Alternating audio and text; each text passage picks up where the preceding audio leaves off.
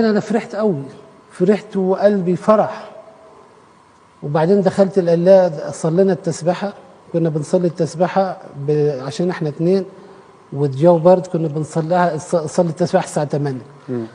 فطبعا بعد ما خلص الشغل وكده دخلت على 9، صلينا التسبحه ودخلت القلاع وانا فرحان، سبحت ربنا وانا فعلا مبسوط وفرحان.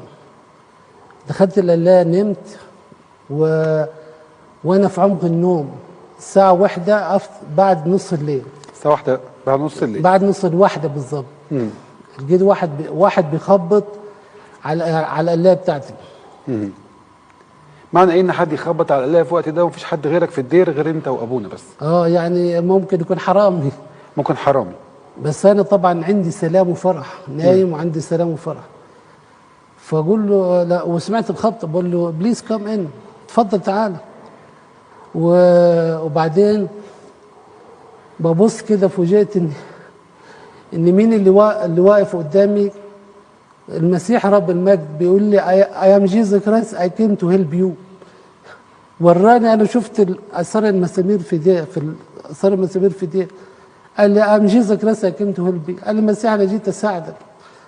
فطبعا انا قمت من النوم شفته، والقلاية مليانه بخور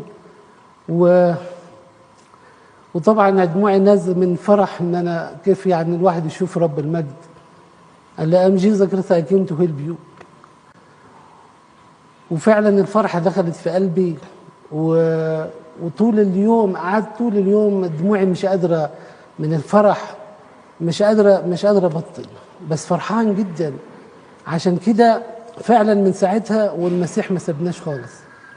المسيح فعلا وعدني زي ما وعد سيدنا، قال له انا معاك، انت روح اكرز وانا معاك، مش ممكن اسيبك.